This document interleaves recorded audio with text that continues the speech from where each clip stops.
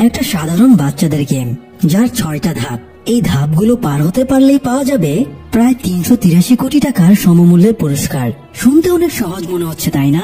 কিন্তু যদি বলা হয় এই গেমে যারা হারবে তাদের জন্য শাস্তি হিসেবে রয়েছে নিশ্চিত মৃত্যু, তবুও কি মানুষ জেনে শুনে এই বাঁচা মরার অদ্ভুত খেলায় যোগ দেবে?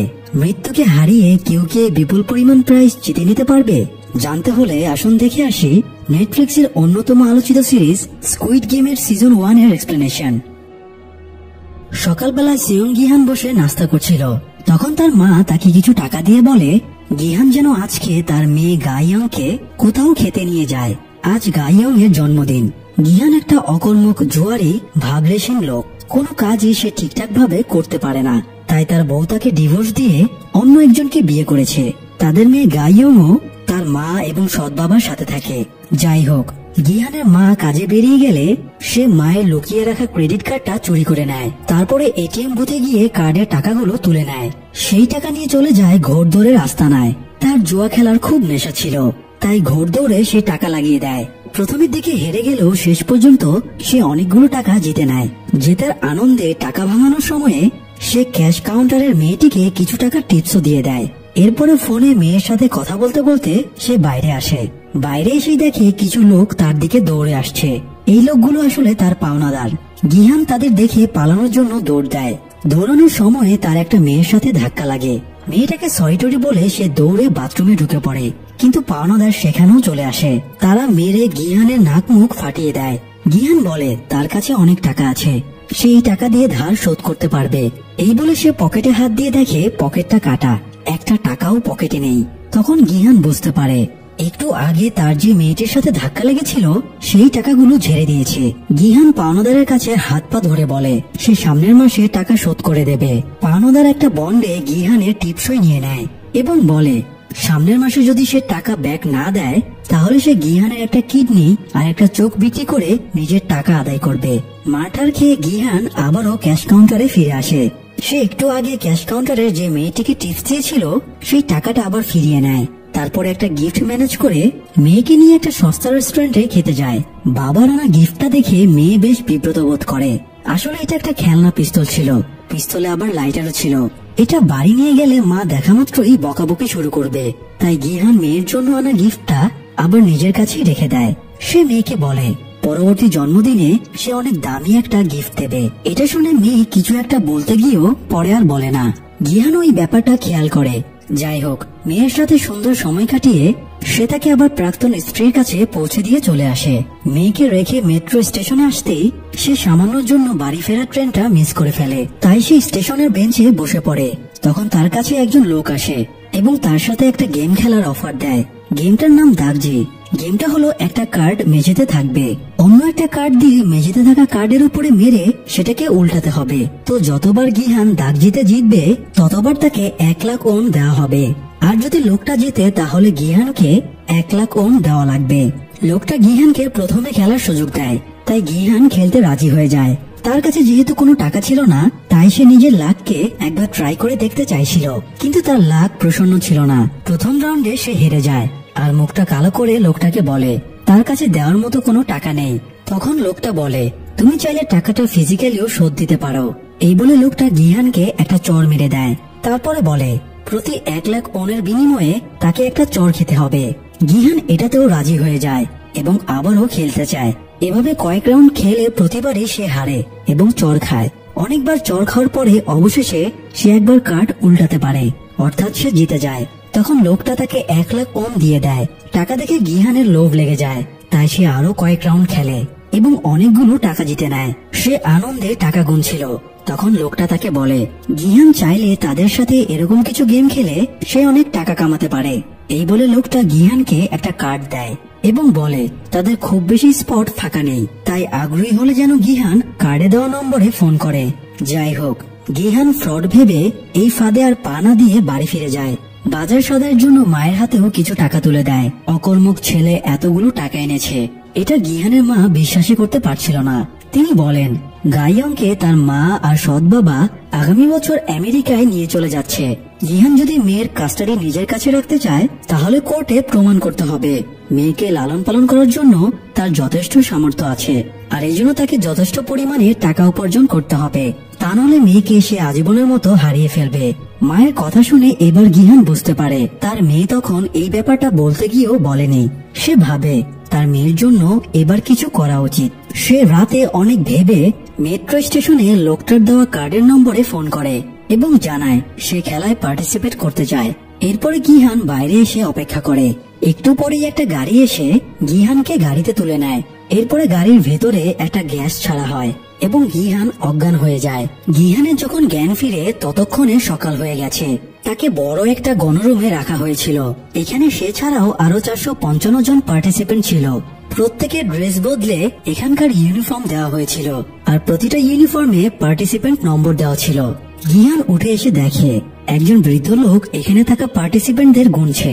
এই বৃদ্ধ লোকটাই এখানকার প্রথম পার্টিসিপেন্ট, আর ওনার নাম হলো ও ইলনাম। আর গিহান ছিল এখানকার লাস্ট, অর্থাৎ 456 নম্বর পার্টিসিপেন্ট। গিহান ইলনামকে বলে, কাউন্টিং স্ক্রিনে তো লেখাই আছে এখানে 456 জন পার্টিসিপেন্ট আছে, তবুও সে গুনাগুনি কেন করছে? ইলনাম বলে তার মাথায় একটা টিউমার আছে, তাই সে সবকিছু ভুলে যায়, এই জন্য ডাক্তার তাকে গোনাগুনি করতে বলেছে। গিহান লোকটার সাথে কথা বলছিল, তখন সে শোরগোল দেখতে পায়। জাং ডেউকসু নামের এক বদমাস কাংসে বিয়ক নামের একটা মেয়েকে মারছিল। কাং একসময় ডেউকসু এর গ্যাং এর মেম্বার ছিল, কিন্তু স্বাবলম্বী হবার জন্য কাং ডেউকসু এর গ্যাং থেকে পালিয়ে গিয়েছিল। তো আজ এতদিন পরে তাকে দেখতে পেয়ে এজন্যই ডেউকসু তাকে মারছিল। গিহান এগিয়ে দেখে ডেউকসু যে মেয়েটাকে মারছে সে আসলে ওই মেয়েটাই যে গিহানের পকেট কেটে জুয়ায় জেতা টাকাগুলো চুরি করেছিল। এবার গিহানও ছুটে গিয়ে কাঙের সাথে ঝামেলা পাকিয়ে দেয়। এ সময় কিছু অদ্ভুত ড্রেস পরা লোক বেরিয়ে আসে, তাদের সবার মুখ মাস্ক দিয়ে ঢাকা ছিল। এরাই মূলত এখানকার গার্ড, যারা গেমগুলো সঠিকভাবে পরিচালিত করবে। তাদের মধ্যে একজন গার্ড সবাইকে অ্যালার্ট করে দিয়ে তার কথা শোনার জন্য বলে। পার্টিসিপেন্টদের যেহেতু অজ্ঞান করে এখানে আনা হয়েছিল, তাই অনেকেই গেমের উপর থেকে ভরসা হারিয়ে ফেলেছিল। গার্ড বলে সে কাউকে এখানে জোর করে তুলে আনেনি, বরং এখানকার সবাই ঋণে ডুবে আছে, তাই এই পথ বেছে নিয়েছে। সে কয়েকজনের ডিটেলসও তুলে ধরে এবং বলে তারা এখানকার প্রত্যেক পার্টিসিপেন্টের ব্যাপারে A to Z সব জানে, তাই কেউ যেন বিশৃঙ্খলা না করে। এরপর সে গেমের কিছু রুলস সবাইকে জানায়, যেমন প্রথমত কোনো খেলোয়াড় খেলা বন্ধ করতে পারবে না, দ্বিতীয়ত কোনো খেলোয়াড় খেলতে অস্বীকৃতি জানালে তাকে বাদ দিয়ে দেওয়া হবে, তৃতীয়ত অধিকাংশের সম্মতির ভিত্তিতে সিদ্ধান্ত গ্রহণ করা হবে। যে কোনো মুহূর্তে যদি অধিকাংশ পার্টিসিপেন্ট খেলা বন্ধ করার পক্ষে থাকে তাহলে খেলা বন্ধ করে দেওয়া হবে। এরপরে গার্ড একটা বিশাল কাচের ভোল্ট দেখিয়ে বলে মোট 6 রাউন্ড খেলা হবে। প্রতিটা রাউন্ডের শেষে এই ভোল্টে টাকা জমা হবে। শেষ পর্যন্ত যে গেম জিতবে সে এই ভোল্টের পরিমাণ টাকা পেয়ে যাবে। এটা শুনে সবাই খেলতে রাজি হয়ে যায়, তাই গার্ডেরা প্রত্যেকের কাছে একটা এগ্রিমেন্ট পেপারে সাইন করিয়ে নেয়। এরপরে তাদের ফটো তুলে নিয়ে গেমের জন্য সব প্রসেসিং শেষ করা হয়। আর এসবই একটা কন্ট্রোল রুমে বসে অন্যরকম পোশাক পরা একজন লোক তদারকি করছিল। এই লোকটার ছদ্মনাম হলো ফ্রন্টম্যান, সেই মূলত এখানকার লিডার। যাই হোক, এরপরে সব পার্টিসিপেন্টদের একটা ফিল্ডে নিয়ে আসা হয়। সেখানে গিহান তার ছোটবেলার বন্ধু সাংকে দেখতে পায়। সাং ছোটবেলা থেকেই অনেক ট্যালেন্টেড, সে অনেক বড় কোম্পানিতে চাকরি করত, তাকে গ্রামের গর্ব বলা হতো, কিন্তু সেও ঋণের দায়ে এখানে এসে যোগ দিয়েছে। এটা গিহানের বিশ্বাসই হচ্ছিল না। সে সাংকে এই ব্যাপারে জিজ্ঞেস করলে সাংও জানায় সে পরে এই ব্যাপারে কথা বলবে। তো এরই মধ্যে গেম শুরুর অ্যানাউন্সমেন্ট শুরু হয়। তারা দূরে একটা গাছের নিচে বিশাল সাইজের একটা রোবোটিক পুতুল দেখতে পায়। অ্যানাউন্সমেন্টে বলা হয় তাদের এবার green light red light game খেলতে হবে। এটা মূলত বাচ্চাদের একটা গেম। গ্রিন লাইট বললে সামনে এগোতে হবে, আর রেড লাইট বলা মাত্রই থেমে যেতে হবে। রেড লাইট বলার পরও যদি কেউ না থামে তাহলে সে হেরে যাবে।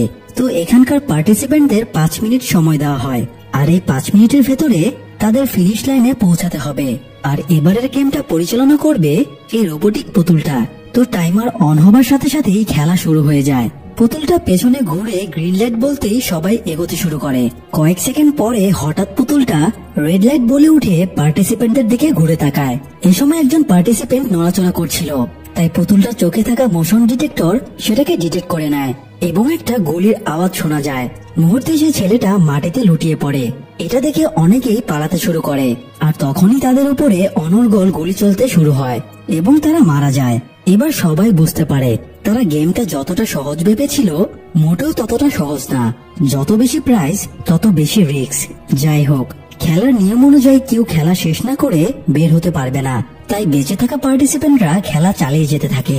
এদিকে গিহান একজনের নিচে চাপা পড়ে আর বের হতে পারছিল না। পেছন থেকে সাংও তাকে বলে, এই খেলা বাঁচতে হলে তাদের নির্ধারিত টাইমের ভেতরে ফিনিশ লাইনে পৌঁছাতে হবে, না হলে তারা এমনিও মারা যাবে। সে গিহানকে টিপস দেয় সে যেন কোনো একজনের পেছনে দাঁড়িয়ে তার আড়ালে এগোতে থাকে, তাহলে সে পুতুলের মোশন ডিটেক্টর থেকে বেঁচে যাবে। তো সাংওর টিপস অনুযায়ী গিহান এগোতে শুরু করে। ফিনিশ লাইনে পৌঁছানোর আগে আরো অনেকেই মারা যায়। গিহান প্রায় ফিনিশ লাইনে পৌঁছে গিয়েছিল, কিন্তু একটা লাশের হাতের ওপরে পা পড়ায় সে স্লিপ খেয়ে পড়ে যাচ্ছিল। তখনই পুতুলটা রেড লাইট বলে মুখ ঘুরিয়ে নেয়। এই মুহূর্তে এক চুল নড়াচড়া হলেই গিহান মারা পড়ত। ভাগ্য ভালো, পেছন থেকে আলী আব্দুল নামের একটা ছেলে গিহানকে চেপে ধরেছিল, তাই শেষ মুহূর্তে সে বেঁচে যায়। অবশেষে টাইমারে যখন 1 সেকেন্ড বাকি, সেই মুহূর্তে গিহান এবং আলী আব্দুল ফিনিশ লাইনে পৌঁছাতে সক্ষম হয়, কিন্তু তখনও কয়েকজন ফিনিশ লাইনে পৌঁছাতে পেরেছিল না। তাদের সবাইকে গুলি করে মেরে ফেলা হয়। অবশেষে অনেকগুলো মৃত্যু নিয়ে এই রাউন্ডটা শেষ হয়। যাই হোক, মৃত প্লেয়ারদেরকে গার্ডেরা একটা সিক্রেট চেম্বারে নিয়ে যায়। সেখানে বড় চুল্লি ছিল, সেই চুল্লির ভেতরে লাশগুলো ভস্ম করে ফেলা হয়। এদিকে বেঁচে যাওয়া প্লেয়ারেরা ক্লান্ত শ্রান্ত হতাশ হয়ে বসে থাকে। এই সময় গার্ডেরা সেখানে এসে অ্যালার্ম বাজিয়ে সবার দৃষ্টি আকর্ষণ করে এবং সবাইকে গেমের প্রথম রাউন্ড শেষ করায় অভিনন্দন জানায়। এরপরে আজকের গেমের রেজাল্ট দেখায়। দেখা যায় 456 জন পার্টিসিপেন্টদের ভেতরে 255 জন এলিমিনেট হয়ে গেছে, অর্থাৎ মরে গিয়েছে। আর বর্তমানে 201 জন পার্টিসিপেন্ট টিকে আছে, যারা পরের রাউন্ডে খেলার সুযোগ পাবে। কিন্তু আজকে সবাই যে পরিস্থিতি ফেস করেছে, তাতে পরের রাউন্ড খেলার মতো সাহস কারোরই ছিল না। তাই সবাই গার্ডের কাছে অনুনয় বিনয় করতে থাকে তাদের ছেড়ে দেবার জন্য। গার্ডেরা বলে তারা কাউকে জোর করে রাখতে চায় না, তারা শুধু তাদেরই শাস্তি দেয় যারা গেম খেলার সময় রুলস ভঙ্গ করে। তো যেহেতু গেমের তৃতীয় রুলস অনুযায়ী সংখ্যাগরিষ্ঠ পার্টিসিপেন্ট যেটা চাইবে সেই সিদ্ধান্তই নেওয়া হবে, তাই অধিকাংশ যদি খেলা অফ করে দিতে বলে তবে তাই হবে। এই জন্য তাদের একটা ভোট নেওয়া হবে। তবে ভোট গ্রহণের আগে গার্ড সবাইকে প্রথম রাউন্ড শেষে কত প্রাইজ মানি জমেছে সেটা দেখায়। এ সময় ভোল্টের ভেতরে অনর্গল টাকার বান্ডেল পড়তে থাকে। গার্ড জানায় প্রতিটা প্লেয়ারের জন্য বরাদ্দ 100 মিলিয়ন, আর এখন পর্যন্ত মারা গেছে 255 জন। সেই হিসেবে এখন পর্যন্ত 25.5 বিলিয়ন প্রাইজ মানি ভোল্টে জমা পড়েছে। তো এখন যদি পার্টিসিপেন্টরা খেলতে না চায়, তাহলে ভোল্টের সব টাকা মৃতদের পরিবারকে দিয়ে দেওয়া হবে। কিন্তু যদি তারা খেলা চালিয়ে যায়, তাহলে শেষ পর্যন্ত যে খেলায় জিতবে সে 456 জন প্লেয়ারের টোটাল প্রাইজ মানিটা অর্থাৎ 45.6 বিলিয়ন ওন একাই পাবে। প্রাইজ মানির অ্যামাউন্টটা শুনে অনেকেই লোভে পড়ে যায় এবং নিজের সিদ্ধান্তের পরিবর্তন করে। যাই হোক, এরপরে ভোটের আয়োজন করা হয়। 201 জনের ভেতরে 200 জনের ভোট নেওয়া হয়ে যায় এবং দেখা যায় 100 জন খেলা চালিয়ে যাওয়ার পক্ষে এবং বাকি 100 জন খেলা বন্ধ করে দেওয়ার পক্ষে ভোট দিয়েছে। এখন লাস্ট ভোটটা দেওয়ার জন্য এগিয়ে যায় বৃদ্ধ ইলনাম। সে এটা সেটা ভেবে অবশেষে খেলা বন্ধ করার পক্ষে ভোট দেয়। ফলে সংখ্যাগরিষ্ঠ পার্টিসিপেন্ট যেহেতু খেলা বন্ধের পক্ষে ভোট দিয়েছিল, তাই গার্ডেরা খেলা সমাপ্ত ঘোষণা করে। তখনও কিছু প্লেয়ার খেলা চালিয়ে যাবার জন্য রিকোয়েস্ট করতে থাকে, কিন্তু গার্ডেরা নিয়মের বাইরে যেতে পারবে না। তবে তারা জানায় সকল পার্টিসিপেন্টরা এখানে ফিরে আসার জন্য আরেকটা সুযোগ পাবে। তখন যদি সবাই ফিরে আসে, তবে খেলাটা আবার কন্টিনিউ করা হবে। তো এরপর সব প্লেয়ারদের চোখ হাত পা বেঁধে বিভিন্ন জায়গায় ফেলে আসা হয়। তারপরে যে যার বাড়ি ফিরে যায়। তবে একমাত্র গিহান সোজা থানায় চলে যায়। সে থানায় অফিসারদেরকে সব ঘটনা খুলে বলে, কিন্তু স্বাভাবিকভাবেই কেউ তার কথা বিশ্বাস করে না। গিহান স্কুইড গেমের কার্ডটা পুলিশকে দেয় এবং কার্ডের নম্বরে ফোন দিতে বলে, তাহলে সব প্রমাণ হয়ে যাবে। পুলিশ গার্ডের নম্বরে ফোন দিলে দেখা যায় এটা একজন মেয়ে রিসিভ করেছে, আর সে গেম টেমের ব্যাপারে কিছুই জানে না। তাই গিহানকে পাগল মাতাল ভেবে থানায় থেকে বের করে দেওয়া হয়। সে হতাশ হয়ে বাড়ি ফিরে এসে দেখে বাড়িতে তার মা নেই। তো সকালে বাড়ি থেকে বের হয়ে বাজারে গিয়ে দেখে সাং দূর থেকে নিজের মাকে এবং দোকানকে দেখছে। গিহান এগিয়ে গিয়ে জিজ্ঞেস করে সে বাড়ি ফিরছে না কেন। সাং জানায় সে অনেক টাকা লোন ধার বাকি করে শেয়ার মার্কেটে লাগিয়েছিল। সে অফিসের ক্যাশের টাকাও শেয়ার মার্কেটে ইনভেস্ট করেছিল, কিন্তু সব টাকা সে লস খেয়ে গেছে। এমনকি সে তার মায়ের বাড়ি দোকান সবকিছুর ওপরেই লোন উঠিয়ে ফেলেছে। সেগুলো শোধ দেওয়ার মতো টাকা তার কাছে নেই, এই জন্য সে বাড়ি ফিরতে পারছে না। তো এরই মধ্যে আবার গিয়ানের কাছে ফোন আসে আর তাকে হাসপাতালে ডাকা হয়। সে হাসপাতালে গিয়ে দেখে তার মা শয্যাশয়ী। ডাক্তার বলে গিহানের মায়ের পায়ে একটা ক্ষত হয়েছিল। যেহেতু ওনার ডায়াবেটিস ছিল তাই ক্ষতটা শুকায়নি, বরং ইনফেকশন পুরো পায়ে ছড়িয়ে পড়েছে। এখন ওনাকে বাঁচাতে হলে অপারেশন করা জরুরি, কিন্তু মায়ের অপারেশন করানোর মতো টাকা গিহানের কাছে ছিল না।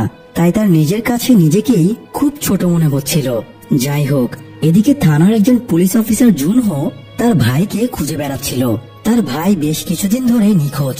সে হোস্টেলে তার ভাইয়ের রুমটা খুঁজতে যায় এবং সেখানে সেম একটা কার্ড খুঁজে পায়, যেমনটা গিহান আজ থানায় দেখিয়েছিল। কার্ডটা দেখে অফিসার জুনহো সন্দেহ করে গিহান যা কিছু বলেছে তার সবই হয়তো সত্যি। তাই সে এবার গিহানকে খুঁজতে শুরু করে। অন্যদিকে কাং ফিরে এসে একটা অনাথ আশ্রমে যায়। এখানে সে তার ভাইকে রেখে গিয়েছে। আসলে কাং এবং তার পরিবার উত্তর কোরিয়ার বাসিন্দা। সেখানে কিছু ঝামেলার কারণে সে ভাইকে নিয়ে দক্ষিণ কোরিয়ায় পালিয়ে এসেছে। এখন সে মাকেও এখানে আনার চেষ্টায় আছে, তাই বিভিন্নভাবে টাকা ইনকাম করার চেষ্টা চালিয়ে যাচ্ছে। ইনকামের চক্করে সে ভাইকেও সাথে রাখতে পারছে না, তাই অনাথ আশ্রমে তাকে রেখেছে। এদিকে গেমের আরেক পার্টিসিপেন্ট আলী আব্বাস একটা কারখানায় চাকরি করত। সে তার বসের কাছে কিছু টাকা পেত, কিন্তু বস তাকে টাকা দিতে চাইছিল না। এই নিয়ে তার বসের সাথে হাতাহাতি শুরু হয়ে যায়। আর এক পর্যায়ে বসের হাত একটা মেশিনের ভেতরে ঢুকে যায় এবং হাতটা থেতলে যায়। এই সুযোগে আলী টাকার একটা প্যাকেট নিয়ে পালিয়ে যায়। তারপর সে বাড়ি ফিরে আসে এবং স্ত্রীকে বলে সে যেন দেশে ফিরে যায়। এখানকার ঝামেলা শেষ করে তারপরে সেও দেশে ফিরে যাবে। এদিকে গিহান টাকা ম্যানেজের চেষ্টা করছিল, কিন্তু কেউই তাকে টাকা দিচ্ছিল না। হতাশ হয়ে সে একটা বারে বসেছিল। হঠাৎ সেখানে তার বৃদ্ধ ইলনামের সাথে দেখা হয়ে যায়। ইলনাম বলে সে আবারও গেমে ফেরত যেতে চায়। সে এমনিও বেশি দিন বাঁচবে না, তাই মরার আগে সে থ্রিলিং কিছু ফিল করতে চায়, জীবনের মানেটাকে বুঝতে চায়। যদিও গিহান তখনও গেমে ফেরত যাবার ব্যাপারে কিছুই ভাবছিল না।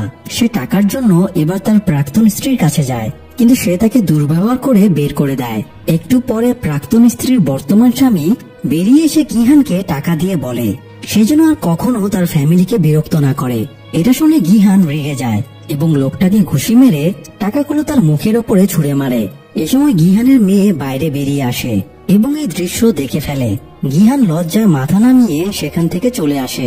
সে হতাশ হয়ে বাড়ি ফিরছিল, তখন অফিসার জুনহো তাকে আটকায় এবং গেমের ব্যাপারে জিজ্ঞেস করে। সেই সাথে সে জানায় গিহানের মতো সিম কার্ড সে তার ভাইয়ের ঘরে পেয়েছে, আর তার ভাই কিছুদিন ধরে মিসিং। তাই ভাইকে খুঁজতে সে গিহানের কাছে হেল্প চায়, কিন্তু গিহান হেল্প করার মতো পরিস্থিতিতে ছিল না। সে জুনহোকে এড়িয়ে চলে যায়। বাড়িতে ঢোকার সময়ে গিহান দেখে তার দরজার ফাঁকে স্কুইড গেমের একটা ইনভাইটেশন কার্ড রাখা আছে। সে কার্ডটা হাতে নিয়ে আবারও গেমে ফেরার সিদ্ধান্ত নেয়। তাই একটা নির্দিষ্ট জায়গাতে গিয়ে দাঁড়ায় এবং একটু পরেই একটা গাড়ি এসে আগের বারের মতোই অজ্ঞান করে তাকে নিয়ে যায়। তবে এই সময় একটা ঘটনা ঘটে যায়। জুনহো গিহানকে ফলো করছিল, তাই স্কুইড গেমের লোকেরা যখন গিহানকে নিয়ে যাচ্ছিল তখন জুনহো তাদেরকেও ফলো করতে শুরু করে। এরপরে গাড়িটা ট্রাফিকে থামলে জুনহো খুব সাবধানে গাড়ির নিচে ঢুকে গাড়ি কোনো পার্টস ধরে ঝুলে থাকে। এরপরে গাড়িটা একটা পোর্টে জাহাজের ভেতরে নিয়ে আসা হয়। সেখানে গিহানের গাড়িটা ছাড়াও আরো অনেক পার্টিসিপেন্টদের গাড়ি ছিল। এ সময় গার্ডেরা বিভিন্ন দিকে বিচ্ছিন্ন হয়ে গেলে জুনহো একজন গার্ডকে অ্যাটাক করে এবং তাকে মেরে ফেলে। তারপরে তার ড্রেস এবং মাস্ক পরে লাশটা পানির ভেতরে ফেলে দেয়। লাশটা ফেলার আগে জুনহো নিজের সার্ভিস আইডি কার্ড গার্ডটার পকেটে ঢুকিয়ে দেয়। এরপরে সে বাকি গার্ডদের সাথে মিশে যায়। মাস্ক থাকার কারণে কেউ সেটা বুঝতেও পারে না। যাই হোক, সবাইকে একটা বিচ্ছিন্ন দ্বীপে নিয়ে আসা হয়। তারপরে স্কুইড গেমের প্লেসে নিয়ে এসে সবার জামা কাপড় বদলে ইউনিফর্ম পরিয়ে দেওয়া হয়। সকালে সবার জ্ঞান ফেরার পরে দেখা যায় 201 জনের ভেতরে 187 জন পার্টিসিপেন্ট ফিরে এসেছে। একটু পরে সবাইকে বেশ ভালো খাবার খেতে দেওয়া হয়। সেদিনের মতো কাউকে কোনো টাস্ক দেওয়া হয় না। রাতে পার্টিসিপেন্টদের ভেতরে হান মিনিউ নামের এক মহিলা সিগারেট খেতে চাইছিল, কিন্তু এখানে নিজেদের সাথে কোনো কিছু রাখা নিষেধ ছিল। তাই সে গোপন অঙ্গের ভেতরে করে একটা কৌটোতে সিগারেট লুকিয়ে রেখেছিল। তাই সে টয়লেটে যাবার বাহানা জুড়ে দেয়। গার্ডেরা বলে এখন রুমের বাইরে যাওয়ার অনুমতি নেই। তবুও মিনিউ জেদ ধরে। তার খুব জোর টয়লেট পেয়েছে, তাকে যেতে না দিলে সে এখানেই টয়লেট করে ফেলবে। উপায় না পেয়ে গার্ডেরা তাকে টয়লেটে যাবার পারমিশন দেয়। মিনিউকে যেতে দেখে কাং বলে সেও টয়লেটে যেতে চায়। তাই গার্ড তাদের টয়লেটে ঢুকতে দিয়ে বাইরে দাঁড়িয়ে থাকে। মিনিউ যে টয়লেটে ঢোকে কাংও একই টয়লেটে ঢোকে। তারপরে সে একটা ছুরি বের করে। সে ছুরিটা যেভাবেই হোক গার্ডদের থেকে লুকিয়ে রেখেছিল। কান ছুরি দিয়ে সিলিং এর করিডোরের একটা ঢাকনা খুলে ফেলে, তারপরে উপরের করিডোরে উঠে যায়। সে করিডোর দিয়ে আস্তে আস্তে এগোনোর সময়